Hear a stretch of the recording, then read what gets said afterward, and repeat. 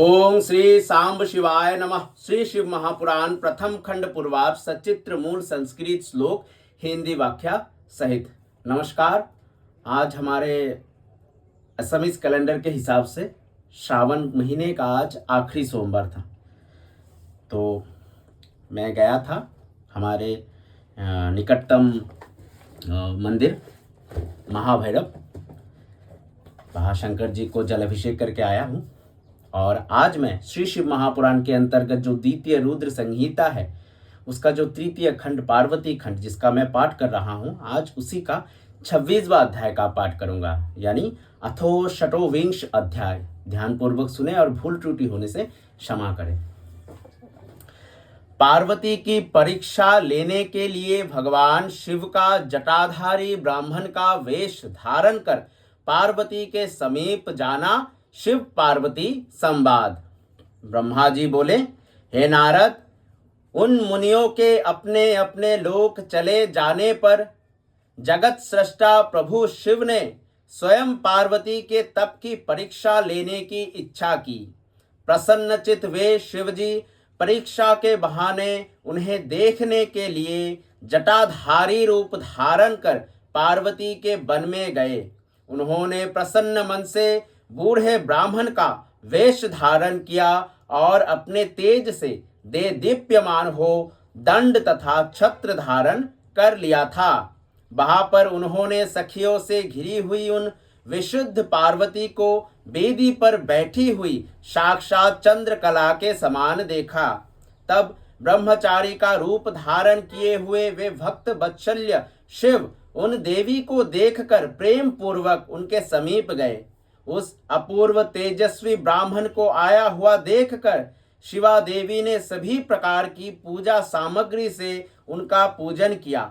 इस प्रकार भली भांति पूजा सत्कार करने के अनंतर पार्वती जी प्रसन्नता के साथ उस ब्राह्मण से आदर पूर्वक कुशल पूछने लगी।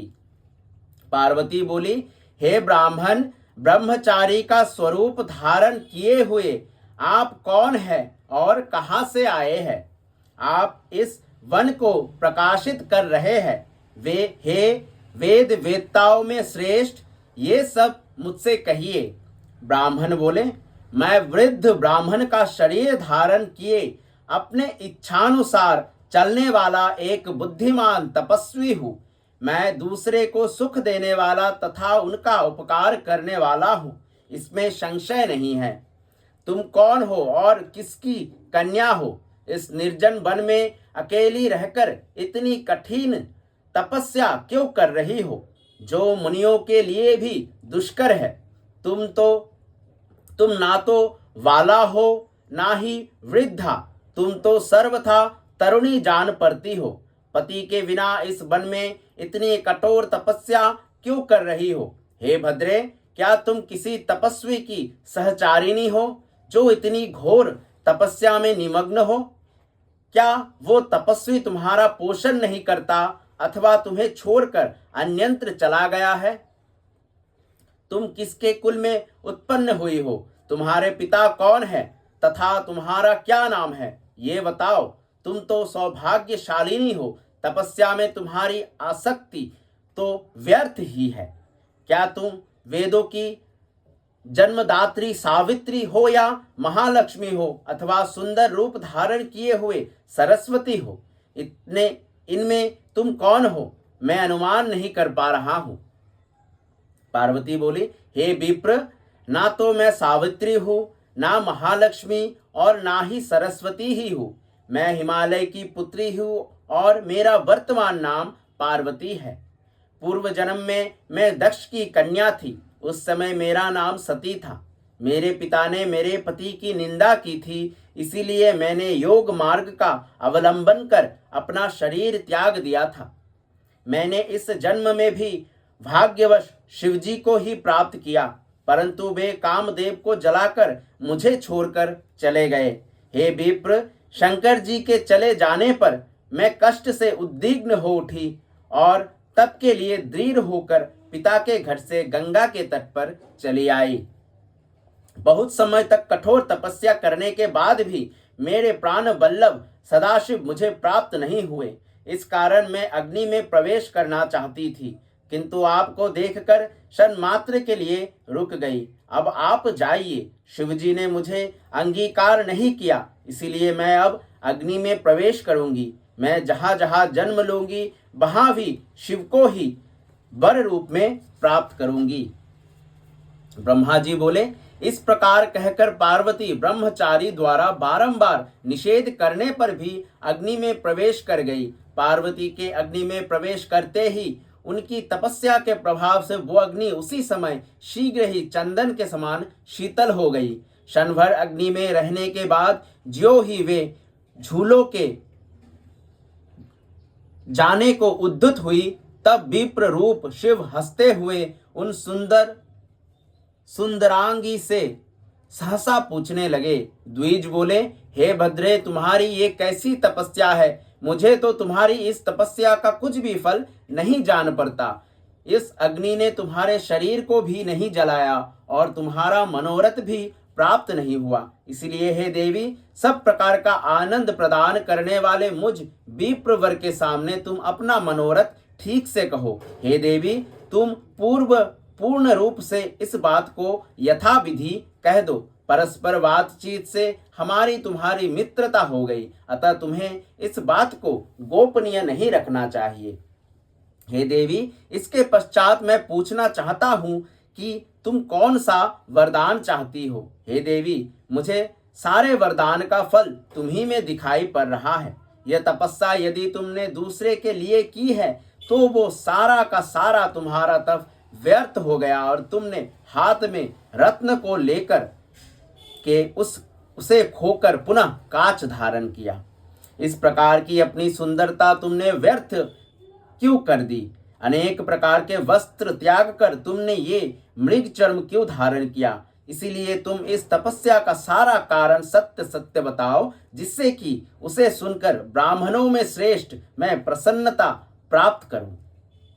ब्रह्मा जी बोले, जब इस प्रकार उस ब्राह्मण ने पार्वती से पूछा, तब उन सुव्रता ने अपनी सखी को प्रेरित किया और उसके मुख से सारा वृत्तांत कहलवाया। तदंतर उस पार्वती से प्रेरित होकर पार्वती को प्राणों के समान प्रिय तथा उत्तम व्रत को जानने वाली विजया नाम की सखी उस ब्रह्मचारी से कहने लगी। सखी बोली, हे साधो, यदि आप इस पार्वती का श्रेष्ठ चरित्र एवं इसकी तपस्या का समस्त कारण जानना चाहते हैं तो मैं उसे कहूंगी, आप सुने। ये मेरी सखी पर्वतराज हिमालय की पुत्री है और पार्वती नाम से प्रसिद्ध है। इसकी माता मेनका है।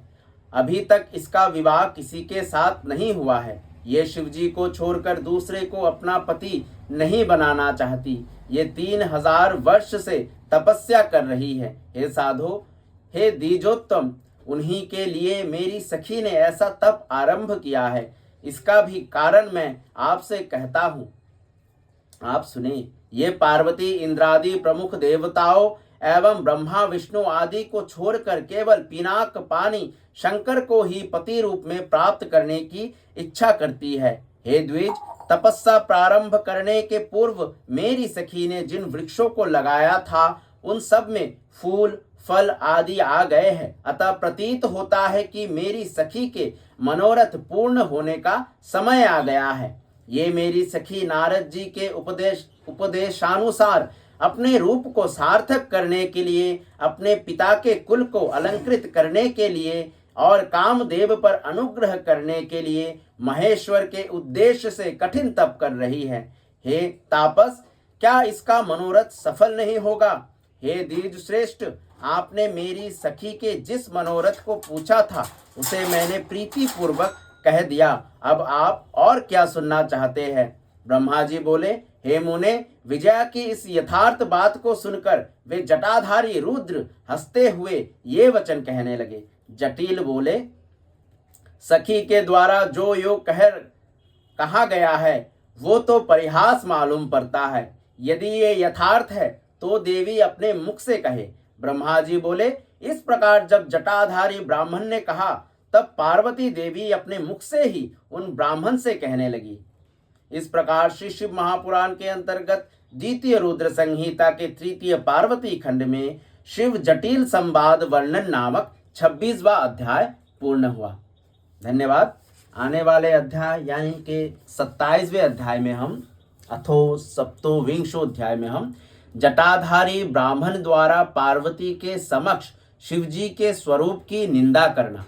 तो कैसे 3000 साल से माता पार्वती तपस्या कर रही थी, मुनियों से भी उनका तपस्या भंग नहीं हुआ, तो भगवान शंकर जटाधारी ब्राह्मण के रूप में आए तो उनसे भी नहीं हुआ, तो अभी आखिर में जाके वो अपनी खुद की निंदा करने लग गए हैं, जो कि हम अगले अध्याय में पाठ करेंगे। तब तक के लिए धन्यवाद।